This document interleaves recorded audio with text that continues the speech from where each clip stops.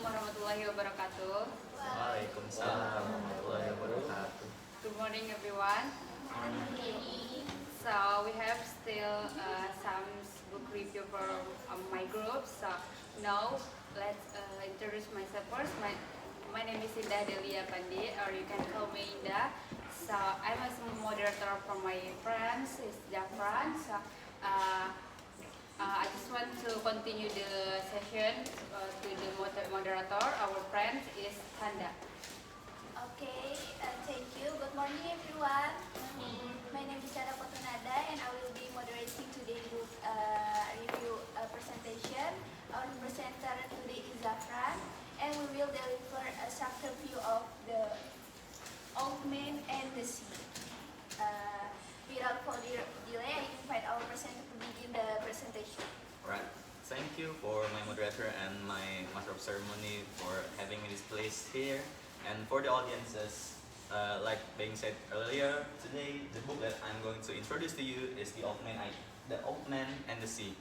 It is an old book published in 1952 in September 1st. It is a book by Ernest Hemingway, one of the known writers of UK back then. I discovered this book by accidental because I found it when I was listening to a song that goes with the same title, and I read deeper into that song, meaning that I understood that it was a homage to this book, which released far earlier than the song itself. So the book theme is about perseverance mostly, and the strength of a battle between a human and the nature itself. It talks about Santiago, an old Cuban fisherman who has fished for 84 days and not get a single fish in his journey. He was usually go fishing with Manolin, a young apprentice of his, a friend of his that always comes with him, but after 40 days of not getting a single fish after his sailing, Manolin was stopped by his parents saying that Santiago was cursed. So on the 85th day, Santiago sailed alone without Manolin by his side. So he believed he will break the curse today. He sailed too far further than any other vessels that he couldn't even see the island that he was from. After being so far from the place he was from, he started setting up his baits. Finally, there he got one of his baits was eaten by a fish, and that fish, a very big marlin. But that marlin is not going easy on him. He fought that marlin for 3 days. On the first day, his ship was being dragged by that big marlin throughout the sea, far from the sea where he caught that fish to the next place that he was in with that fish. In the first day, Santiago lost most of his things. He lost most of his baits, his foods, even his drinks. So he believed he couldn't survive, but he wanted to survive, and he believes he should get back to the island that he was in with the fish that he caught. On the first day, he set another bait where he caught a small dolphin that he eat raw because he got nothing else to eat with, but he needs to survive. Then on the second day, he only relies on salt water to drink because he got nothing else to survive with. On the third day, finally the marlin is slowing down, maybe because the marlin was bleeding so badly that the fish itself is losing consciousness. And when finally the marlin stopped moving, Santiago pulled the marlin close to his ship, tied the fish to the front of his vessel because he he couldn't pull the fish into his ship because the fish itself was even too big and bigger than his own ship.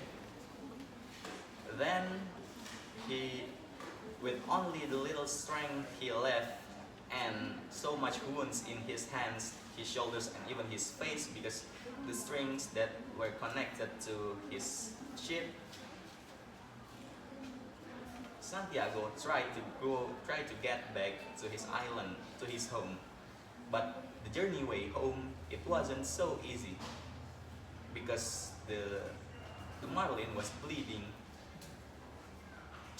There were sharks that followed him and the marlin that he tied to his ship. On the first attack, there were two sharks that came to him and his fish. He tried to push them away, and he managed to kill him. He managed to kill the two sharks, but those two sharks have already managed beaten the marlin that he caught. So the bleeding of the marlin is actually getting bigger. So it attracts more and more sharks. On the second attack, there was one shark, but it was far bigger than the other two before that Santiago has killed. Once again, Santiago managed to kill that shark, but he lost his last knife, and that shark took a big bite of the marlin he caught. He was then finally, Santiago was so close to his island, to his home, but on just several miles away, there was a pack of sharks that was coming to him, and that pack of sharks attacked his last pieces of marlin. So when Santiago arrived on the shore, what was left was his broken ship and the bones, the skulls of his fish, the marlin. And so, without nothing, once again, Santiago goes back home and sleeps all alone in his shack. The first person to meet Santiago was again Manolin. He cried because he saw the old man tattered with so much wounds, and Manolin asked the village people to heal him together. Santiago said he had lost this last final battle that he fought in the 85th day of his fishing. He caught nothing, but he wasn't actually failed. The skulls of the fish that he caught attraction of many tourists, and people believe that it was one of the biggest fish that was caught in that island. So the most of the story revolves on about him, Santiago, the marlin, the fish, and the sharks that attack the fishes. It's mostly about perseverance, like I said before. It's about how Santiago did not succumb to giving in, and he never wanted to let go of the fish because he wanted to go home with something in hand. What I get best and most from the book is I want to have something like what Santiago have, which is his will that is never unbroken even when everything goes down. Okay, that is all. Okay, thank you, Zhafran, the clear and subtle presentation. Okay, we will be next question session. Who want to ask?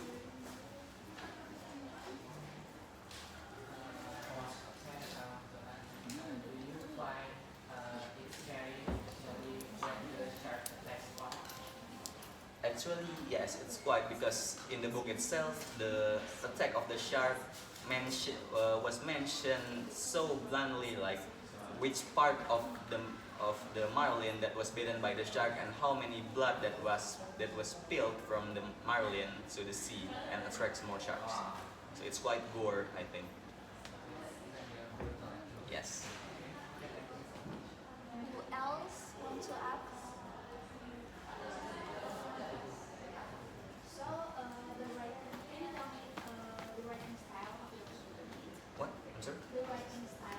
writing style. So because it was published in 1952, so it was written in the old English way. So you may not see like the nowadays novels type that has proper English, but it's more like more messed up, and you may find some words that usually you find with conjunctions, but here it is written without the conjunctions.